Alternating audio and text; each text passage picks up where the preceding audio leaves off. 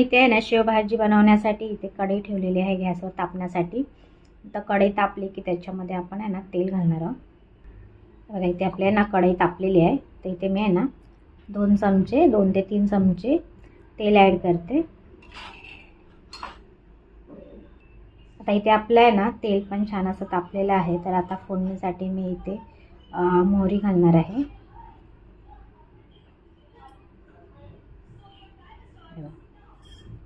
मोहरी,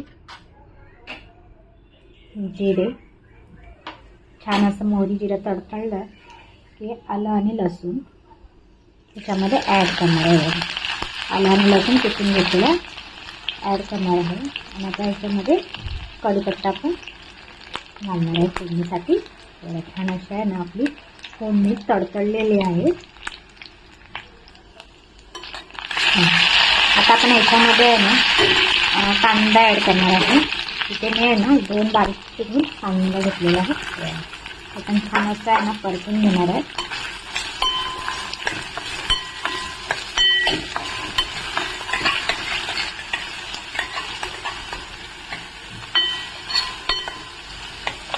छान असं आहे ना कांदा मऊसर होईपर्यंत छान असं परतून घेऊया.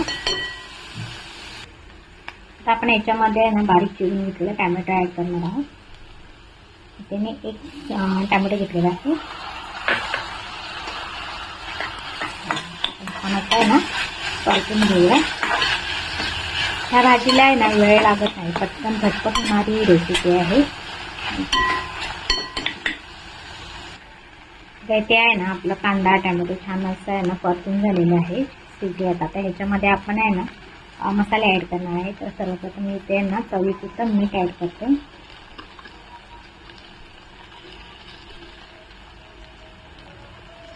लाल तिखट, हळद आणि आपला गरम मसाला. मसाले टाकून आहे ना छान आपण आता परतून घेऊया.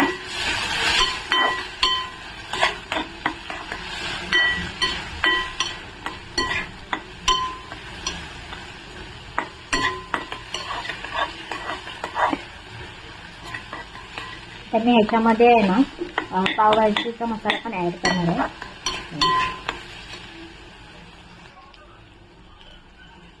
इथे अर्धा चमचा आहे ना पावभाजीचा मसाला ॲड करते.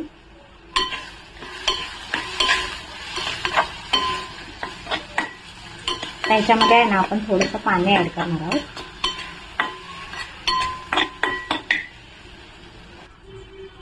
आणि ह्याच्यामध्ये आहे ना थोडंसं पाणी ॲड करूया. छान असं आहे ना मिश्रण एकजीव करून घेऊया.